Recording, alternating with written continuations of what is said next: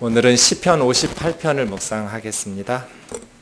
시편을 연구하는 분들은 이 호세 미란다의 말을 좀 기억해야 될 것 같습니다. 같이 한번 읽어보겠습니다. 멕시코 사람인데요. 시작. 시편은 불의에 대한 정의의 투쟁을 보여주고 있다고 분명하게 말할 수 있다. 이 호세 미란다의 통찰이 시편을 공부할 때마다 자꾸 생각이 납니다. 많은 시편들이 이런 시예요. 시편은 불의에 대한 정의의 투쟁을 보여주고 있다고 분명하게 말할 수 있다. 시편 저자들이 살았던 그 시기는 시편 저자들이 말하고 있던 그 시편의 세계는 불의한 세계였어요. 어떤 교리나 논리나 철학의 세계가 아니었어요. 현실 속에서 몸부림치는 시편 저자들이 우리에게 가르쳐주는 세상은 불의가 이기고 거짓이 승리하는 세상이에요. 이 악한 세상 속에서 의로우신 하나님을 섬기면서 살아가는 성도로서의 몸부림침, 시편 저자들의 수많은 날들 고뇌하고 괴로워했던 그러한 시간들이 이렇게 느껴져요. 우리의 신앙생활이 현실에 뿌리를 내려야 돼요. 어떤 우리가 만들어 놓았던 상상 속의 아름다운 그런 문학적인 세계가 성경의 세계가 아니에요. 특별히 시편은 성도들이 몸부림치는 이 왜곡된 현실 속에서 하나님 앞에 나아갔던 삶의 기록이거든요. 그런 의미에서 우리가 시편을 묵상하면서 이 왜곡된 현실 속에서 어떻게 하나님을 바르게 섬길 수 있을지 시편 저자들의 고뇌가 우리의 고뇌이어야 될 것 같습니다. 우리가 살고 있는 이 냉혹한 현실 속에 우리의 신앙을 접목시키지 않으면 우리 신앙생활은 공허해져요. 시편 58편은 세연으로 이루어져 있어요.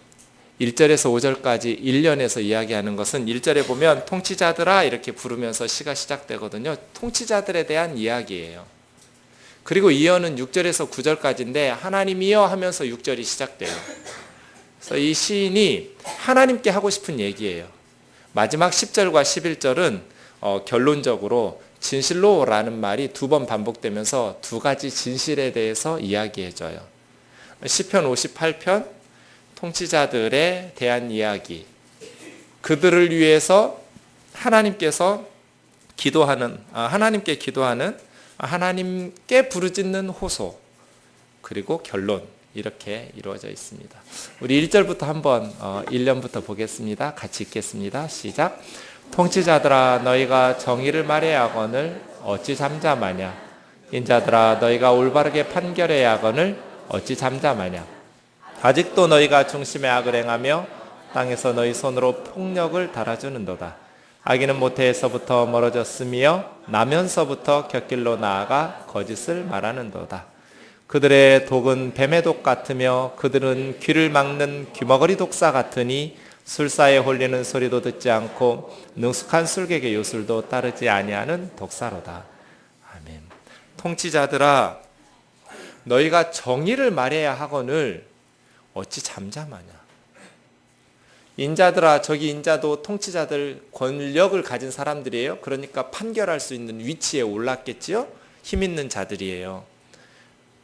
너희가 올바르게 재판해야 하거늘 어찌 잠잠하냐. 하나님께서 통치자들에게 권력을 주신 것은 정의를 말하고 시행하라고 주신 거예요.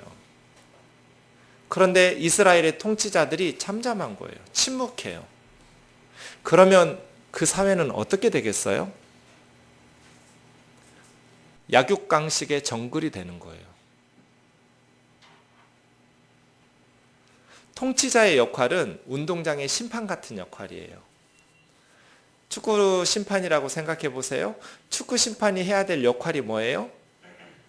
골을 넣는 게 아니에요. 축구 심판은. 경기를 공정하게 진행하도록 심판하는 거죠. 파울을 범한 선수는 경고를 주고 그 파울이 심하면 퇴장시키고. 그런데 운동장의 심판이 호루라기를 안 분다고 생각해 보세요. 무슨 일이 벌어질까요? 승리하고자 하는 부당한 방법을 사용해서라도 이기려고 혈안이 된 선수들이 정당하게 경기를 운영하는 선수들을 짓밟으면서 계속 이득을 볼 거예요. 골을 넣겠죠. 만약에 이 심판이 한쪽에 뇌물을 받고 부당하게 편을 들어주면 무슨 일이 일어나겠어요? 경기는 하나만 나예요. 통치자의 역할은 운동장의 심판 같은 역할이에요. 대통령이 경제를 살리는 게 아니에요. 경제 주체가 아니죠. 통치자들은 공정한 경쟁이 되도록 기업들이 부당한 방법을 사용하는 기업에게는 경고를 주고 때로는 퇴장을 시키고 성실하게 정직하게 실력 있게 경제를 운영하는 주체들에게는 잘할 수 있도록 보호해주고 이런 역할들이겠죠. 그런데 이스라엘의 통치자들이 정의를 말하고 시행해야 되는데 침묵하는 거예요. 잠잠해요. 그래서 이스라엘 사회가 어떻게 됐겠어요? 약육강식의 정글이 되었어요. 힘 있는 갑들이 힘없는 을들을 착취하기 시작하는 거예요. 힘없는 을들은 어디서 호소할 데도 없어요. 왜냐하면 재판을 해도 힘 있는 사람들이 올바르게 판결하지 않기 때문이죠. 왜 이렇게 되었을까요? 2절을 보세요. 앞부분은 중심, 마음이고요. 레바하브. 이 통치자들의 마음이고 뒷부분은 행동이에요. 통치자들의 마음이 악하기 때문이라는 거예요. 이스라엘의 통치자들의 마음이 병들었어요. 마음은 우물과 같아요. 우물이 깨끗해야 깨끗한 물이 나오고 우물이 오염되면 더러운 물을 얻을 수밖에 없어요. 마음이 병들고 마음이 악을 행하니까 행동이 무슨 행동이 나오겠어요? 악한 행동 나오겠죠. 이스라엘의 통치자들은 마음이 병들어 악한 일을 행하고 있었어요. 그래서 그들의 손으로는 폭력을 달아주는도다 그랬어요. 폭력을 달아준다는 표현이 좀 독특한데요. 이건 저울에다가 뭘 다는 거죠. 저울의 핵심은 뭐예요? 어떤 물건을 달 때 저울추가 공정해야 하잖아요. 그런데 이스라엘의 통치자들이 이 저울추를 폭력, 이 하마스라는 단어예요. 폭력이라는 저울추를 사용하는 거예요. 이게 무슨 뜻이냐면 이 사람이 얼마나 힘이 있는지에 따라서 재판하는 거예요. 그래서 이스라엘의 통치자들은 힘을 가진 사람 앞에는 그냥 대충 봐주고 물렁한 법을 시행하고 힘없는 백성 앞에서는 아주 잔인하게 엄격한 법의 잣대를 시행하는 거예요. 너희가 중심이 병들고 악하니까 너희가 재판을 할 때 상대방의 행위가 옳고 그름을 따져서 정의를 말하고 올바르게 판결을 내리는 것이 아니라 그 사람이 가진 힘 앞에서 힘 있는 사람 앞에서는 피굴하고 힘없고 연약한 백성 앞에서는 잔인한 정의를 버린 그러한 재판을 한다는 거예요. 이 사람도 언제부터 이렇게 되었을까요? 3절이요. 모태에서부터 멀어졌대요. 어머니 뱃속에서부터 하나님의 의와 진리의 길에서 멀어졌어요.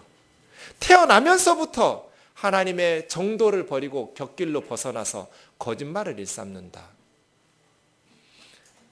그러니까 어머니의 뱃속에서 나올 때부터 거짓말을 하는 거예요. 저는 이 3절을 처음에는 시적인 표현이라고 생각했어요. 과장이죠. 그런데 목회하면서 이게 문자적 사실이라는 걸 알게 됐어요. 교회 아이들, 저는 애들을 너무 예뻐하거든요. 애들 가만히 행동하는 거 보면은요, 기어다니는 애들도요, 말을 할 줄 모르는 애들도 교회 어른들을 파악이 끝났어요. 힘에 따라서 어른들이 좀 엄격하고 무서운 어른 앞에서는 고분고분하고요. 어른들이 만만하게 보이면 말 안 들어요. 나면서부터 곁길로 가요. 누가 그 어린아이들에게 거짓말을 가르쳤겠어요? 어떤 어른이 갓난아이에게 시기 질투를 가르쳤겠어요? 그런데 아이들이 태어나면서부터 거짓말을 해요. 그리고 이기적으로 시기 질투하고 싸워요. 나면서부터 악인은 곁길로 지나가게 되었다. 이 말씀을 하시면서 4절과 5절에서는 이제 비유를 하는데 독사에 비유를 했어요. 이 악한 통치자들을 독사에 비유하는데 앞에서는 낼름낼름 혀를 놀리면서 백성들을 위할 것처럼 좋은 말만 늘어놓지만 그 속에 독이 있는 거예요. 그래서 백성들에게 독이 퍼져갈수록 이제 백성들은 숨이 막혀 죽겠죠. 좋은 말을 늘어놓지만 사실은 통치자들의 마음속에는 자신들의 이익밖에 없었어요. 자신들의 이익을 위해서 정치하는 거예요. 그러니까 독사의 독인데, 독사는 독사인데 귀머거리 독사래요. 뱀이 피리를 불면 춤을 춰야 하잖아요. 술사가 주문을 외우면 움직여야 하잖아요. 그런데 이놈의 독사는 귀머거리예요. 그래서 피리를 불어도 춤을 추지 않고 주문을 외워도 움직이지도 않아요. 이 술사는 누굴까요? 하나님이에요. 하나님께서 피리를 불었어요. 그러면 악한 통치자들이 춤을 추고 변화돼야 되는데 귀머거리 독사들이다 보니 하나님께서 선지자들을 통해서 아무리 피리를 불고 아무리 주문을 외워도 이 귀머거리 독사들은 움쩍달싹하지 않는 거예요. 양심이 화인 맞아버렸어요. 딱딱하게 마음이 굳어져 버려서 하나님이 아무리 은혜를 베푸시고 선지자들을 보내서 말씀을 선포해도 끄떡도 하지 않는 거예요. 여전히 자기들의 길, 악한 길을 고집하고 있어요. 그래서 시편 58편 저자는 귀머거리 독사라고 말해요. 악한 통치자들. 이것이 당시 이스라엘의 상황이었어요. 어떻게 해야 될까요? 누가 이 악한 통치자들을 변화시킬 수 있을까요? 두 번째 연이 6절에서부터 9절까지 읽겠습니다. 시작. 하나님이여 그들의 입에서 이를 꺾으소서. 여호와여 젊은 사자의 어금니를 꺾어내시며 그들이 급히 흐르는 물같이 사라지게 하시며 겨누는 화살이 꺾임 같게 하시며 소멸하여 가는 달팽이 같게 하시며 만삭되지 못하여 출생한 아이가 햇빛을 보지 못함 같게 하소서. 가시나무 불이 가마를 뜨겁게 하기 전에 생나무이든지 불 붙는 나무이든지 강한 바람으로 휩쓸려 가게 하소서. 네. 젊은 사자예요. 권력을 가진 이스라엘의 통치자들이에요. 늙은 사자가 아니에요. 힘 있는 젊은 사자의 어금니에서 누가 백성들을 끄집어낼 수 있겠어요? 하나님밖에 없는 거예요. 하나님, 이스라엘이 무너지고 있습니다. 이 시편 앞에 있는 알다스엣에 맞춘 노래라는 설명, 알다스엣은 not destroy예요. 멸망시키지 마소서. 하나님, 이스라엘을 멸망시키지 마십시오. 지금 이스라엘이 멸망당하고 있습니다. 하나님이여 그 악한 자들의 입에서 어금니를 뽑으소서. 꺾으소서라는 말을 3번 반복해요. 원문에 보면 다 각각 다른 단어로 표현만 달리하면서 꺾으소서 꺾으소서 꺾으소서 해요. 하나님, 그 악한 통치자들, 힘 있는 사람들 앞에서는 비굴하고 힘없는 사람들 앞에서는 잔인하게 구는 악한 통치자들, 아무리 정직하게 살아도 힘이 없고 돈이 없으면 죄인이 되고, 아무리 악하게 살아도 힘 있고 재물이 있고 권력이 있으면 풀려나는 망해가는 이스라엘을 불쌍히 여기셔서 그 악한 통치자들의 이를 뽑으소서. 그 어금니를 꺾으소서. 여러분, 젊은 사자하고 어떻게 싸우겠어요? 저나 여러분이나. 그런데 하나님께서 이 젊은 사자의 어금니와 이를 다 꺾어버렸어요. 그래가지고 물어도 안 아파. 그럼 한번 해볼 만하죠? 아니에요? 그들의 권력을 빼달라는 거예요. 이가 뽑힌 통치자들 되게 해달라는 거예요. 그들이 급히 흐르는 물같이 사라지게 하시며 겨누는 화살이 꺾임 같게 하소서.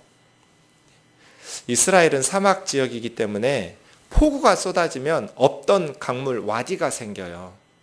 그런데 많은 물살이, 아주 거친 물살이 흘러가죠. 막 세상을 다 삼킬 것처럼 급한 물이 흘려요. 급류가 흐르면 세상이 다 휩쓸려 갈 것 같지만 사실은 금방 사라져 버려요. 모래사막에 물 한 방울도 안 남고 언제 그랬냐는 듯이 없어져 버려요. 하나님, 저 악한 통치자들이 급류처럼 사라지게 하소서. 천하를 호령하는 것처럼 자기 세력으로 못할 것이 없는 것처럼 흘러내려가지만 금방 흔적도 없이 사라져버리는 급류처럼 흐르게 하소서. 화살을 꺾으소서. 화살이 날라오면 무섭지만 그 화살을 꺾어버리면 맞아도 죽지 않아요. 위험을 제거시키는. 그러니까 이 시편 58편 시인은 이스라엘이 무너져가고 있는 그 불의에 힘 있는 사람들이 힘없는 사람들을 착취하고 억압해요. 그럼 어떻게 해야 돼요? 하나님께서 권력을 주신 심판 역할을 해야 될 정치인들과 사법부가 그 부당한 것을 제대로 정의를 말하고 시행해야 하잖아요. 누구든지 정직하고 바르게 살면 맘 편히 살 수 있고, 누구든지 정당하지 못한 방식으로 살아가면 불이익을 당하도록 그런 통치를 해야 되는데 통치자들이 침묵하는 거예요. 왜 침묵해요? 그들의 저울은 힘이에요. 힘. 힘에 따라서 봐주기도 하고 풀어주기도 하고 힘이 없는 사람만 가다 잡아요.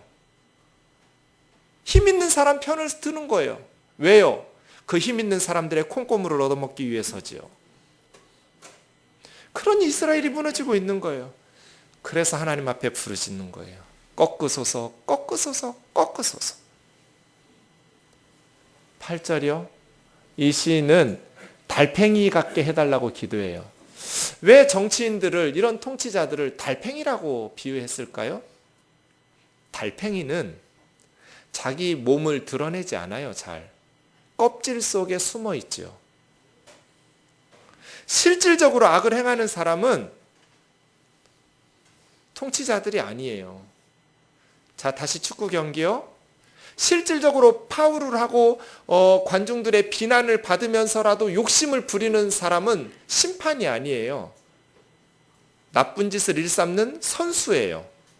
그런데 심판이 호루라기를 불지 않으니까 계속 못된 짓 하면서 이득 챙기는 거예요. 이 심판은 직접 악을 행하지 않아요. 악을 행하도록 방조하면서 껍질 속에 숨어 있으면서 뇌물을 받았을 뿐이에요. 달팽이 같아요. 이스라엘의 통치자들이 직접 백성들을 착취하지 않아요. 직접 백성들을 착취하는 사람들은 현실 속에서 경제활동을 하거나 사회활동을 하는 백성들이에요. 다만 이 판사들, 재판을 하는 정치인들, 당신은 주로 통치를 재판으로 했는데요. 이 정치인들과 통치자들은 그냥 달팽이처럼 껍질 속에 숨어서 뇌물을 받을 뿐이에요. 그래서 소멸하는 달팽이 같게 해달라는 거예요. 이 달팽이가 수분이 없어지면 점점 몸이 왜소해지고 말라 비틀어져 가면서 결국은 죽고 껍질만 남게 돼요. 하나님, 저 악한 통치자들을 소멸해가는 달팽이 같게 만들어 주소서.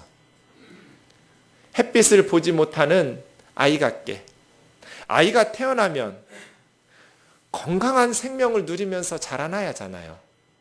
그런데 그렇게 자라날 수 있었는데, 생명 충만한 인생을 살 수 있었는데, 이 악한 통치자들은 햇빛 없는 어둠 속에서 아무리 권세를 부리지만 음흉한 죄악들을 도모하면서 살아가는, 그래서 하나님께서 보실 때 생명 없는, 살아있다라고 말할 수 없는 아이들처럼 살아가는 거예요. 그러니 아예 햇빛 보지 못하는, 생명을 누리지 못하는 그런 아이처럼 되게 해달라는 거예요. 가시나무 같았어요. 통치자들이 아프게 해요. 백성들을 찔러요, 자꾸. 그런데 이 가시나무가 가마든지 냄비든지 불을 내가지고 열을 줘야 요리를 할 수 있잖아요. 그런데 그렇지 못하게 해달라는 거예요. 이 악한 통치자들이 이미 불이 붙었든지 악한 계획을 실행하고 있든지 아니면 생나무 가지이든지 악한 계획을 가지고 있었는데 실행하지는 않은 그런 계획이든지 이 가시나무 같은 통치자들이 강한 바람, 강풍에 휩쓸려서 날려버리소서.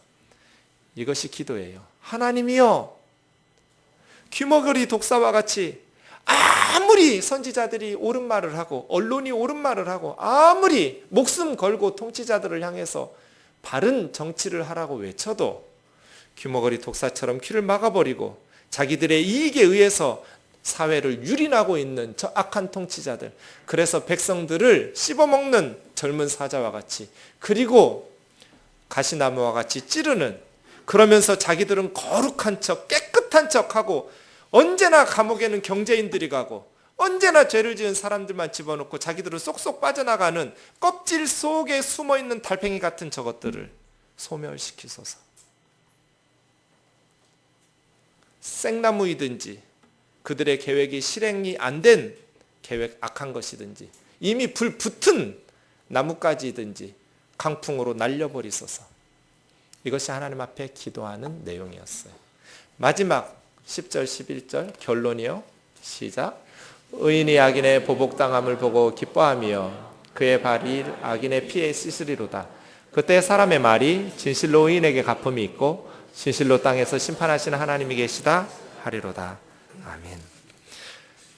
이것이 이제 결론이에요. 하나님께서 6절에서 9절까지 기도를 들으시고 시행하시면 의인이 기뻐할 거래요. 왜냐하면 악인이 하나님의 심판받는 것을 보면서 그렇게 못된 짓 하더니 결국 하나님의 심판을 받는구나. 의인이 악인의 피에 발을 씻는데요. 악인이 흘리는 패배당한 그 피에 의인이 발을 씻을 것이다. 승리할 것이다. 그래서 사람들이 말할 거예요. 진실로 진실로 두 가지를 말하는데, 첫째, 의인들이 갚음이 있고, 의인에게 갚음이라고 번역한 처단은 열매예요. 페리, 열매. 의인들은 열매를 거둔다. 의롭게 행하는 것은 씨앗을 뿌리는 것 같아서 악인들에게 짓밟히고 정직하게 살면 무슨 소용이 있어. 맨날 손해만 보고 맨날 패배당하는데, 그렇게 억울하게 사는 것 같지만 하나님께서 심판하시고 개입하시기 시작하면 의인은 반드시 열매를 거둘 것이다. 그리고 진실로 땅에서 심판하시는 하나님이 계시다. 이렇게 사람들이 말할 거라는 거예요. 우리가 시편 58편을 묵상하면서 이 두 가지 진리를 기억하며 살기를 주의 이름으로 축원합니다. 성도는 의인에게 반드시 하나님께서 열매를 주신다는 확신이 있어야 돼요. 당장 눈앞에는 손해보고 실패하는 것 같지만 결국 정직하게 살아가는 하나님의 백성에게 하나님께서 열매를 주신다. 그리고 이 땅에 심판하시는 하나님이 살아계신다. 하나님이 안 계신 것 같고 힘을 가진, 권력을 가진 사람들이 다 이 세상을 주물럭거리는 것 같지만 결국 이 땅에 심판하시는 하나님이 살아계시는 것을 보게 된다는 것을 확신하면서 살아야 돼요. 그래서예요. 우리 성도들이 이 땅 가운데서 이 시편 58편의 말씀을 기억하면서 살아갈 수 있기를 주의 이름으로 축원합니다. 제가 청년들을 섬기면서 특이한 걸 발견했어요. 아버지가 이 청년들을 어려서부터 폭력을 행사했어요. 그러면 자기들을 때린 아버지를 증오해야 하잖아요. 그런데 어머니를 증오하는 거예요. 어머니도 맞았는데. 그래서 물었어요. 네 어머니가 너희를 얼마나 사랑하는 줄 알지 않냐? 알아요, 목사님. 어머니가 어떻게 무슨 일을 할 수 있겠니? 그런데 저는 때린 아버지보다 나를 지켜주지 않은 우리 엄마가 더 미워요. 침묵하고 있었던 어머니에게 더 증오심을 하는 거예요. 나를 사랑한다면 지켜줘야죠. 왜 마음으로만 사랑하냔 말이에요. 날 데리고 도망가든지, 아버지가 폭력을 행사할 때 경찰에 신고하든지, 온몸으로 막아내든지 어린 나를 보호해줬어야 하지 않느냐는 거예요. 나를 보호해주지 않는 사랑이 무슨 의미가 있냐요. 때린 아버지보다 나를 사랑한다고 말하면서 침묵했던 어머니가 더 밉다고 많이 들었어요. 가끔은 이런 자매들도 있어요. 오빠가 성폭행하는 거예요. 집이 아니라 지옥이에요. 그런데 어느 날 엄마 아빠가 빨리 돌아왔어요. 그 장면을 봤어요. 이 자매는 이제 살았구나 싶었어요. 그런데 자기가 전혀 상상하지 못한 일이 벌어졌어요. 엄마 아빠가 딸인 자기를 혼내는 거예요. 자기에게 성폭행을 했던 오빠를 반 죽여놔야 하잖아요. 오빠한테는 뭐라고 하지도 않고 딸인 자기에게 학대하는 거예요. 어떻게 이 딸이 건강하게 자라날 수 있겠어요? 가정에서 말이에요. 악을 행하는 사람들이 있어요. 시편 58편의 내용은 그 악을 행하는 사람에 대한 고발이 아니에요. 그것을 바로잡을 책임이 있는 통치자들에 대한 고발이에요. 침묵하는, 어찌 잠잠하냐? 너희가 당연히 정의를 말해야 하거늘 어찌 잠잠하냐? 너희가 당연히 올바르게 판결을 내려줘야 하거든 어찌 잠잠하냐? 그러면 그 가정, 그 교회, 그 사회는 어떻게 돼요? 약육강식의 정글이 돼요. 한국 교회가 내리막길을 걷고 있어요. 제가 총신 신대원에서 설교한 이후에 매주 후배들이 찾아와요. 지난주에도 2팀이 찾아왔어요. 목사님 어떻게 해야 될까요? 저의 대답은 언제나 똑같아요. 너희들이 우리 선배 목회자들 따라하면 한국교회는 소망이 없고, 너희들이 교회에서 보고 있는 담임 목사님하고 다르게 정신 차려서 바른 목회하면 한국교회 미래에 소망이 있을 거다. 교회는 목회자들 하기 나름이다.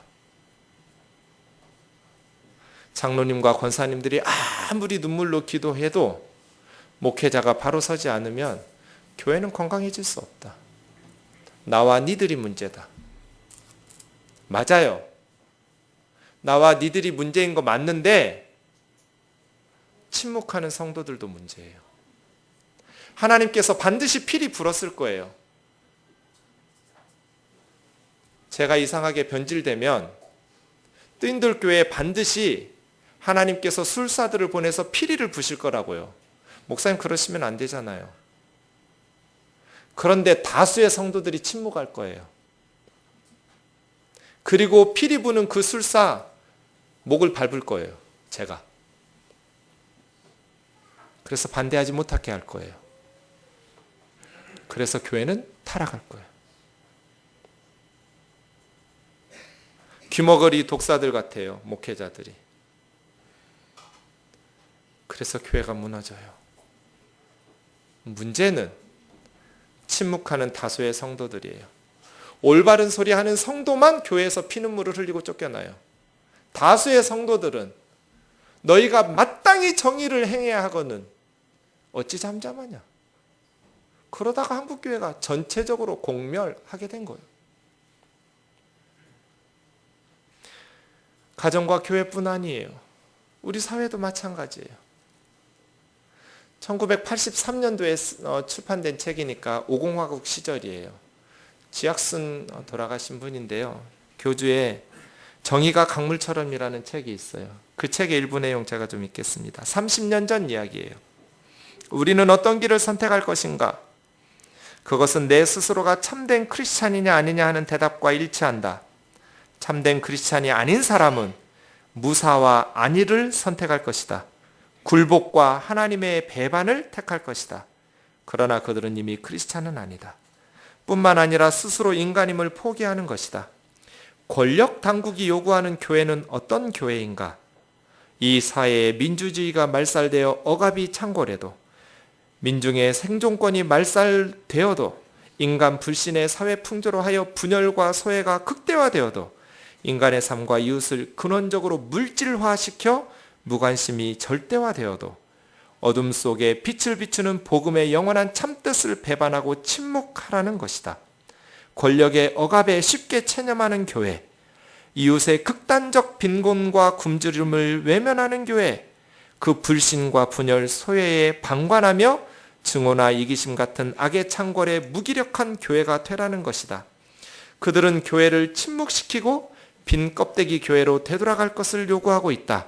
그러나 우리는 어둠 속에 빛을 비추는 복음의 영원한 의의를 재확인하지 않을 수 없다. 우리가 처한 위기는 타협함으로써 해결될 성질의 것이 아니다. 하나님의 정의와 사랑으로서 무장하여 정의와 사랑을 실천함으로써만 극복될 수 있다. 제가 이 책을 읽으면서 구구절절 가슴이 아팠어요.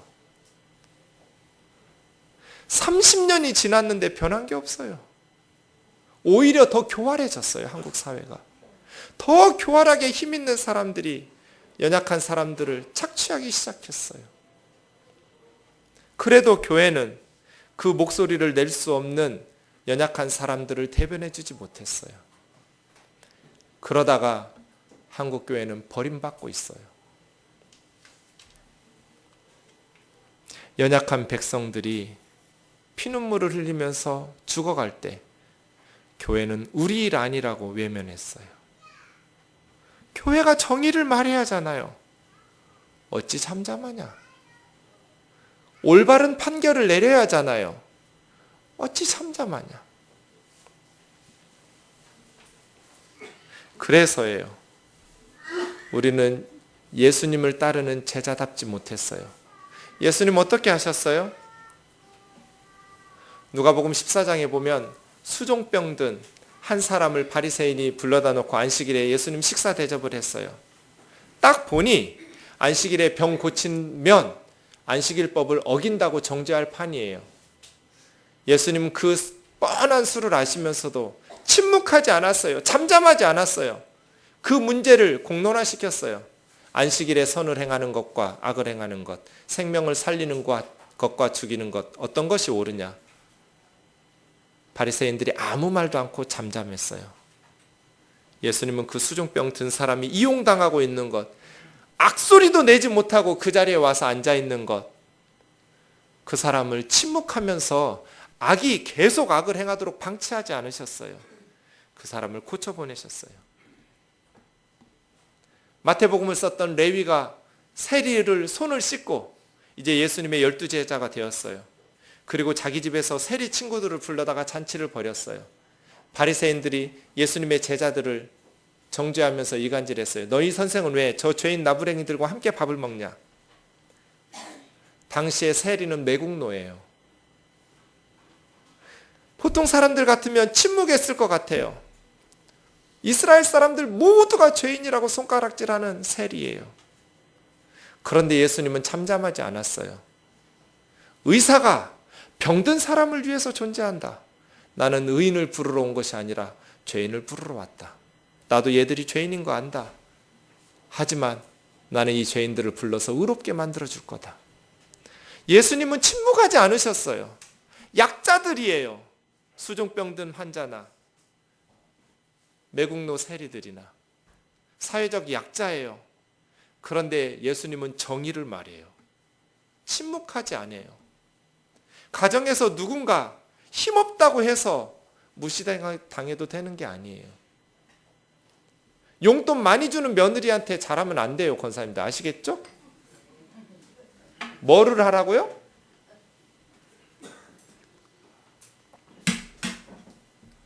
정의를 말하라고요, 정의를. 아무리 용돈을 많이 줘도 뺀질대는 며느리한테는 철퇴를 가해야 돼요. 공평하게.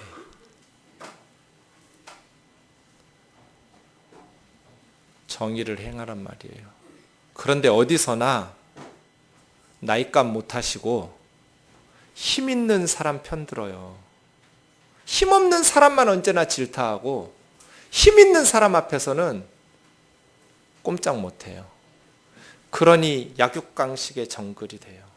교회나 가정이나 사회나 마찬가지예요.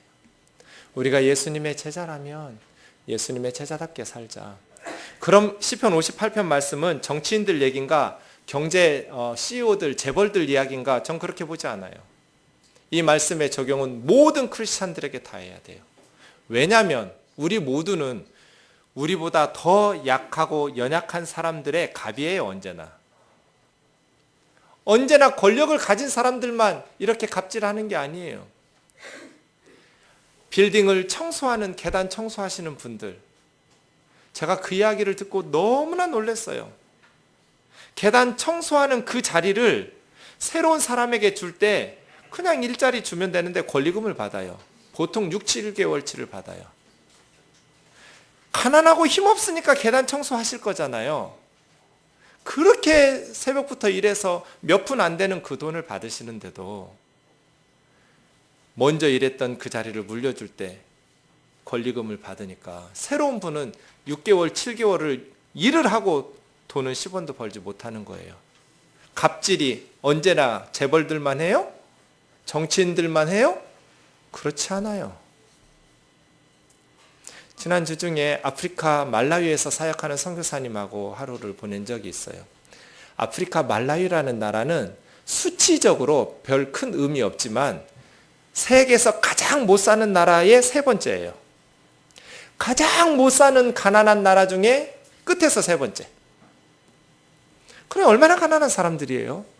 무슬림 국가인데 종교는 자유예요. 그래서 도시마다 교회가 있어요. 교회가 있어요, 마을마다. 이 선교사님은 한국에서 컴퓨터를 참 잘했어요. 그래서 말라위에 가서 비즈니스 선교사예요. 컴퓨터 사역을 해요. 말라위 사람들이 못하는. 그런데 있잖아요. 기독교인들도 이 회사에 일을 맡기고 무슬림들도 일을 맡기잖아요. 기독교인들은 주로 교회 행사 같은 거 하는 거잖아요. 교회에서 맡기니까. 언제나 후불이에요. 그런데 거의 떼먹어요. 목사들이. 돈을 안 줘요. 무슬림들은 언제나 선불로 줘요. 일을 시키면서. 돈을 한 번도 뗀 적이 없어요. 우리는 도대체 무슨 하나님을 믿는 걸까요? 세계에서 가장 가난한 나라 사람들이에요. 그런데 무슬림들은 돈을 준비해서 선불로 주면서 일을 부탁해요. 그런데 기독교인들은 돈 없이 와가지고 일 시켜놓고 떼먹어요. 우리는 어떤 하나님을 믿고 있나요? 하나님의 백성이 마땅히 정의를 말하고 행해야 하잖아요. 정직해야 하잖아요. 어떤 선교를 했길래, 어떤 목회를 했길래 그리스도인들이 세상에서 다른 종교를 믿고 따르는 세상 사람들만도 못한 그런 윤리의식을 가지고 사냔 말이에요. 사랑하는 형제 자매 여러분, 하나님의 말씀을 우리에게 적용해서 정직하지 못한 일에 눈 감으면 안 돼요. 마땅히 정의를 말해야 하거늘 어찌 잠잠하냐. 한국교회는 너무 교회 성장에만, 성도들 비위 맞추는 데만 힘써서 몸집 키우는 데만 노력해왔어요. 그래서 지금 누구도 두려워하지 않는 세상의 빛과 소금으로 영적인 능력을 발휘할 수 없는 무기력한 기독교가 되었어요. 그래서예요. 그래서 우리 그리스도인들이 오늘 말씀을 기억하면서 마땅히 정의를 말하고 우리도 진실로 의인은 열매를 거둘 것이고 이 땅에는 심판하시는 하나님이 살아계시다라는 것을 믿고 살아야 돼요. 하나님이 살아계신다. 진실로 의의를 씨앗을 뿌리면 지금은 손해보고 패배당하는 것 같지만 때가 되면 하나님께서 열매를 거두게 하신다. 반드시 거두게 하실 것이다. 우리가 아니면 우리 자손 때라도 하나님께서 정직하고 바르게 살면 하나님께서 열매를 주실 것이다. 그리고 악인들에게는 어금니를 뽑을 것이다. 하나님께서 그들의 피를 흘리도록 하나님께서 보복하실 것이다. 믿음으로 고백하면서 가기를 원합니다. 마지막으로 우리가 읽어야 될 것이 에베소서 4장 15절입니다. 같이 읽겠습니다. 시작. 오직 사랑 안에서 참된 것을 하여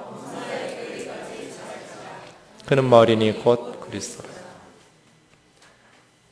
진리를 말해야 돼요. 정의를 말씀하세요. 그런데 반드시 사랑 안에서 말해야 돼요.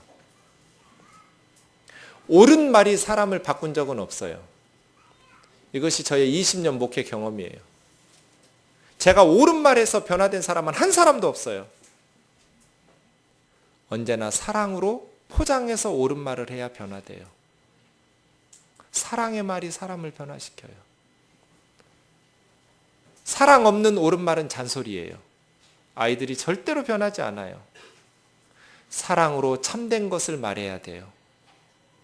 개혁을 한답시고 자기들도 갑이라는 것을 기억하지 못하고 자신들도 죄와 허물이 있는 죄인이라는 것을 인정하지 않고 자기보다 더 큰 힘을 가진 사람들만을 향해서 진리를 말하고 정의를 외칠 때 그것은 또 하나의 폭력일 뿐이에요. 사랑으로 포장해서 정의를 말해야 돼요.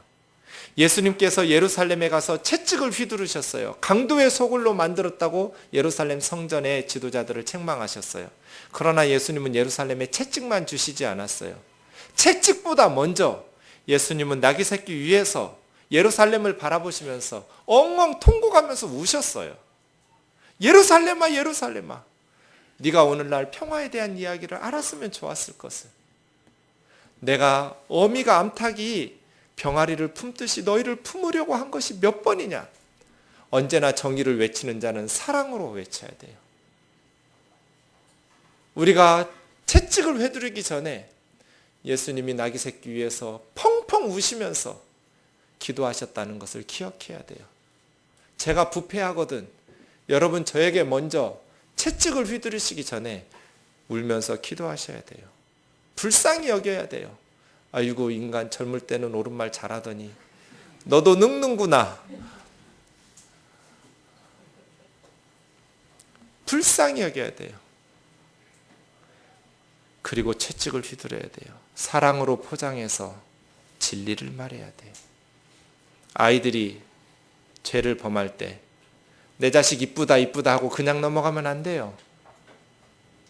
사랑으로 포장해서 채찍을 휘둘러야 돼요.